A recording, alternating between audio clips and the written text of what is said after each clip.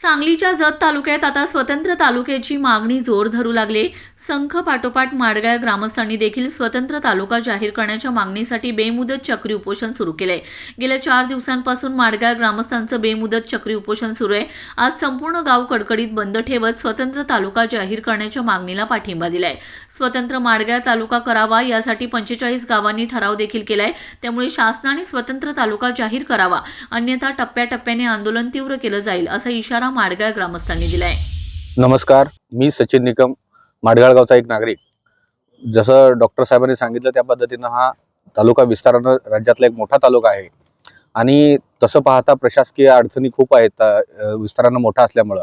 आणि त्यामुळे जर माडगाळ हे मध्यवर्ती ठिकाण आहे, जर इथं तालुका म्हणून माडगाळची निवड केली तर प्रशासकीय दृष्ट्या असेल, नागरिकांच्या दृष्टीने असेल, सर्व दृष्टीने असेल हे सोयीस्कर होईल। आणि इतर पूर्व भागातलं एक मोठं गाव आहे, बाजारपेठ आहे, त्यानंतर वेगवेगळ्या सोयीसुविधा या गावामध्ये उपलब्ध आहेत ऑलरेडीच। आणि थोडं जर शासनानं चालना दिली आणि तालुका निर्मितीसाठी जर शासनानं जर मान्यता दिली तर आणखी या भागाला असेल, या गावाला असेल, वेगवेगळ्या माध्यमातून सुलभता मिळेल। तर गावासाठी जमिनी उपलब्ध आहे, शासकीय जमीन उपलब्ध आहे प्रशासनाच्या वेगवेगळ्या ऑफिससाठी। त्यामध्ये आमची मागणी अशी आहे की तहसील कार्यालय व्हावं, गट विकास अधिकारी BDO कार्यालय व्हावं, दुय्यम निबंध कार्यालय व्हावं, भूमी अभिलेख कार्यालय व्हावं। जे तालुका लेवलचे जे काय अधिकारी वर्ग आहेत, जे कार्यालय आहेत, या आमच्या माडगाळ ठिकाणी व्हावं।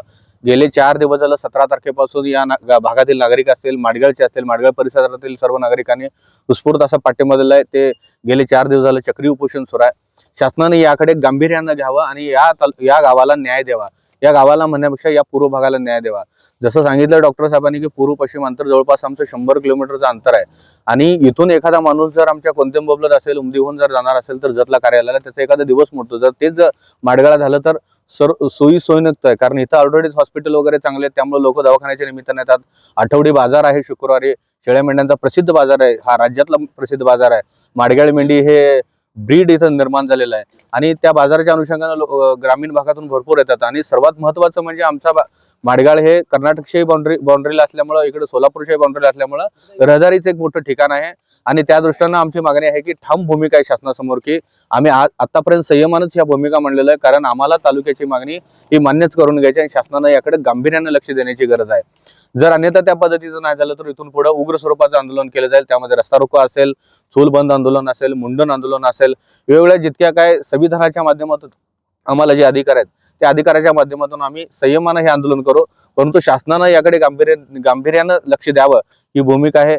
यामध्ये का तर प्रशासकीय सोयीच्या दृष्टीनं पाहिलं तर माडगाळ हे खूप मोठं एक लोकेशन आहे आणि त्या लोकेशनला जर तालुका म्हणून जाहीर केलं तर शासनानं खूप आमच्यावरती उपकार होतील आणि शासनानं तेवढे करावेत अशी आमची मागणी आहे।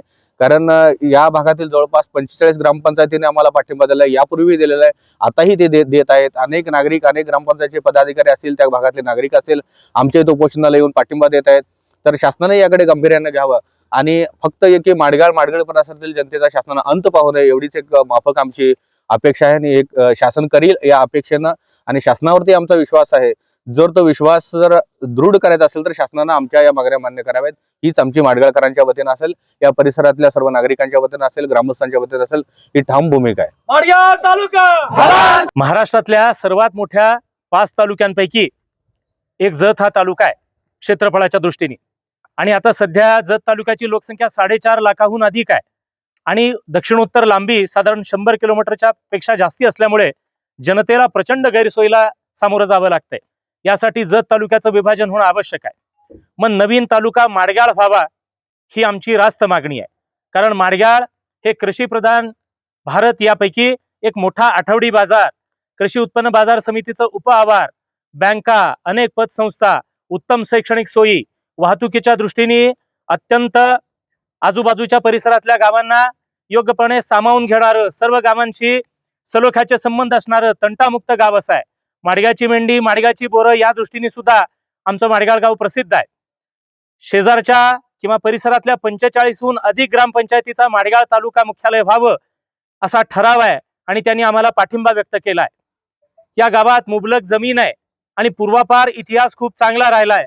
बाकीच्या गावांसारखा आमचा कुणाशीही धार्मिक वाद नसल्यामुळं आणि सर्वार्थाने योग्य, वाहतुकीच्या दृष्टीने अत्यंत ठीक आणि मध्यवर्ती ठिकाण असणारं माडगाळला तालुक्याचं मुख्यालय दिलं तर या गावातल्या जनतेला, या तालुक्यातल्या जनतेला गैरसोयीपेक्षा सोय होईल।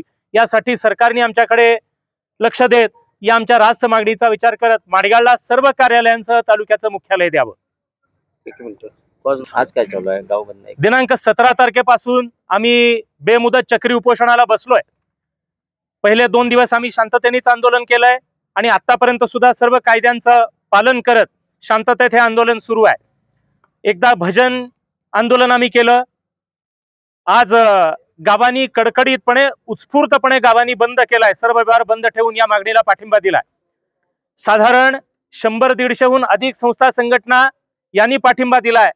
परिसरातल्या मान्यवर व्यक्तींनी खूप मोठ्या प्रमाणावरती पण पाठिंबा दिलाय आणि आंदोलन असंच आमचं निरंतर चालू राहील. जोपर्यंत आम्हाला आमच्या ह्या मागण्या मान्य होत नाहीत तोपर्यंत हे आम्ही आंदोलन लोकशाही पद्धतीनं पण कायद्याच्या चौकटीत राहून अधिकाधिक तीव्र पद्धतीने आम्ही आंदोलन हे करणार आहे.